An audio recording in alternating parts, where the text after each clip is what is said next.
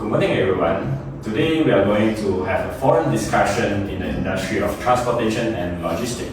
So on my right, we have the representative from FedEx, which is Qian Yi, and also Alvin. And on my left will be the representative from DHL, which is Ke Yin, and also Gwee. And I'm the moderator for today. I'm Eric. So move on. Now in the logistics and transportation industry, we have faced a lot of challenges as there are many regulations coming out, and also there are many people that are concerned about the green environment. So first of all, we will be discussed about the challenges in the industry, which is the regulation that we have. So I will pass to the DHL representative Ke Yin to have further elaboration.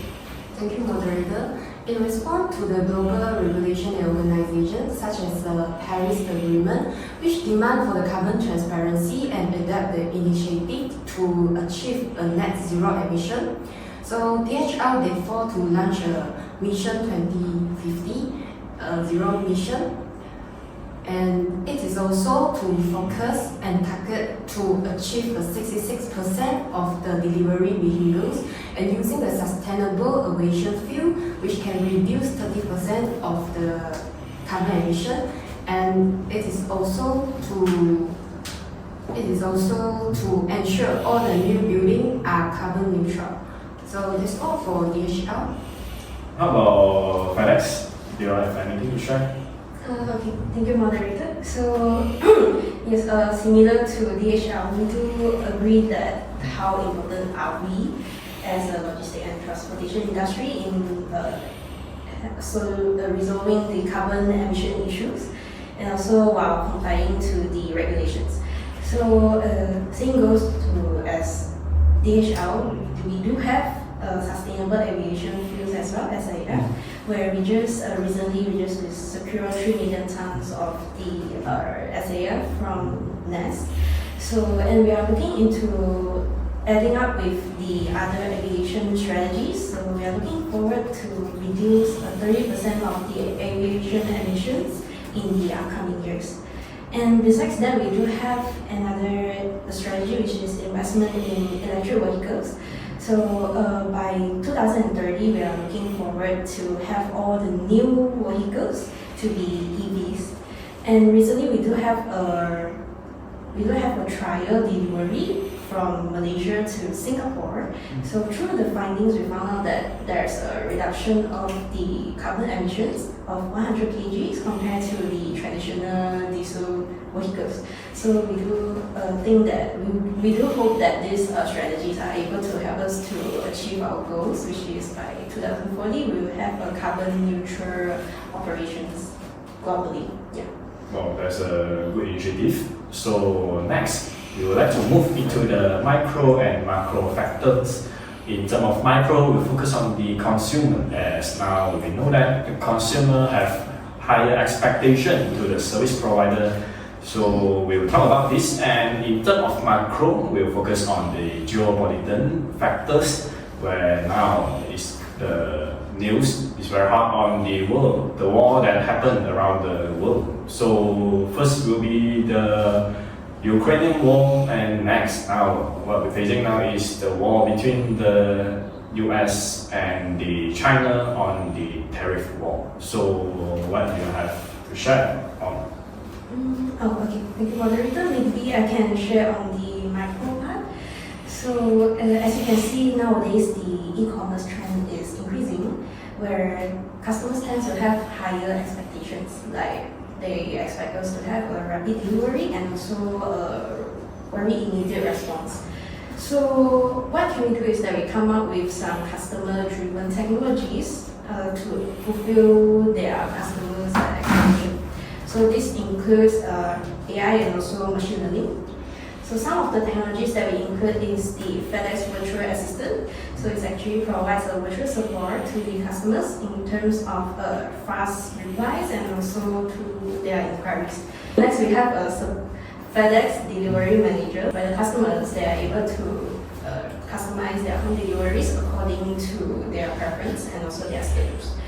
So there are lots of other technologies included, so maybe you can have a look in our articles and so on if you're interested. And so we do hope that this kind of technologies are able to help us to adapt to the customers' expectations. And we do hope as well that we'll be always ready to come up with new strategies and also technologies in terms to grow with our customers' expectations. Yeah. Thank you. How about from DHL? For DHL also put more effort on the macro level. So the DHL navigate the global political instability by adjusting the supply chain routes and also investing for the regional logistic hubs, such as in Singapore, in Malaysia, and Hong Kong. And then DHL also put more to reduce the reliance and the high-risk area. And the DHL also put more effort to reduce the carbon emissions, so to align with the global climate goals such as the Paris Agreement framework. So pass to the moderator. Thank you. You all have shared something that was interesting. So now, in terms of we listen all about the challenges, so let's move on to the recommendation from both parties. So I think we'll start with DHL first. So thank you to the moderators. Since there is a challenge, there is opportunities. So I will give some my recommendations. So first of all, to support the DHL sustainable goal and deepen to the consumer engagement, we propose to introduce an eco-loyalty programs. This program benefit and reward the customer who actively to choose the green innovation delivery such as the electric vehicles and the cell pickup points. Beside that, every eco-conscious choice can earn the customer the eco point to them to redeem the exclusive rewards such as the discount promotions and even a certificate of the carbon neutralized. It can organize all their roles in the reducing carbon emissions. So to the strategy not only encourage to the consumer sustainable behavior, but also strengthen the brand loyalty and position DHL to the sustainable leader position in the climate actions. So to my second recommendation, which is the localized green innovation strategy, based on the regional awareness, culture, value, and the regulations. So as we know, different regions have variety, environment conscious awareness, and policy enforcement. So for example, as we know, European market have the high awareness of the eco-conscious awareness and driven by the strong regulations to control the sustainability. In the other hand, for Southeast Asian region, they are only focusing and priorities the affordability, accessibility, and over than the sustainability. So to this localized approach is to ensure the sustainable initiative was on the right tracks and in terms of the different level of awareness. So in summary, eco-loyalty program and the localized green innovation strategy is to try to encourage the brand and the people to choose the green delivery to achieve the sustainable goal. That's all to me. How about FedEx? Yeah, thanks very much for the insightful. So in FedEx, we focus on two things. One is automation, and the second thing is regionalization of supply chain. So as illustrated and elaborate on the past is, now currently the supply chain are facing a constraint after post-COVID in 2022. So we all know there is a shortage labor and this drives logistics costs right now. So what FedEx has wanted to do is we, just my colleague Chen Yi has just said, we came out with creative ideas, and the main purpose is to help customers to save costs and to enjoy a better customer service. And that's why we came out with the Trade Manager, the AI software to navigate the customers so they have a shorter time on liaising with the customs, and they can send their goods still at the same price, same rate, and help them navigate those challenges. And that's why that's one of the core competencies automation that FedEx wants to implement. And the second thing on the strategic action that we are doing now is on the regionalization of the supply chain. So as on the our moderator has spoken before in our panelists is that currently the US tariff war has been a lot of disruption to overhang. So a key example is the latest development is currently China has been taxed 55% by the US, and this brings a lot of issues to our customers, exporters.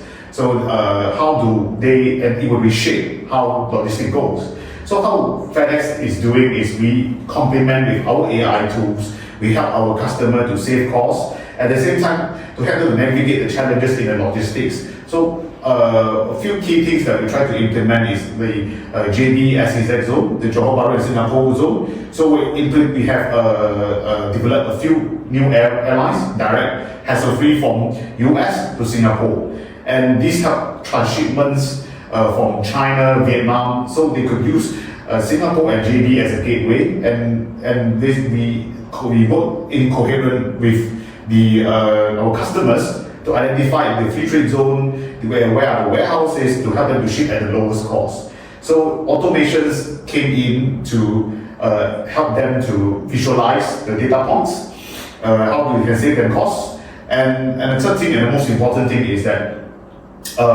it gives our customers a more alternative ways to continue to ship with us. If not, they won't continue with us, and that's the reason what I think is FedEx is trying to do. And of course, to add on SAF initiatives by Ke Yin. So SAF, I think our competitor also do the same. DHL also do the same. So what we do is, of course, SAF is more expensive, but in future it might be more cheaper. And it provides a very good, especially in Europe, now they have a mandatory mandate on a low carbon technology. So this gives them a customer another alternative, at the same time increase our brand image. So that's all for me. Thanks. Thank you. So I guess both of the parties have shared a lot of initiatives that have been taken by them for the better future of the transportation and logistics industry. That's all for our forum discussion. Thank you.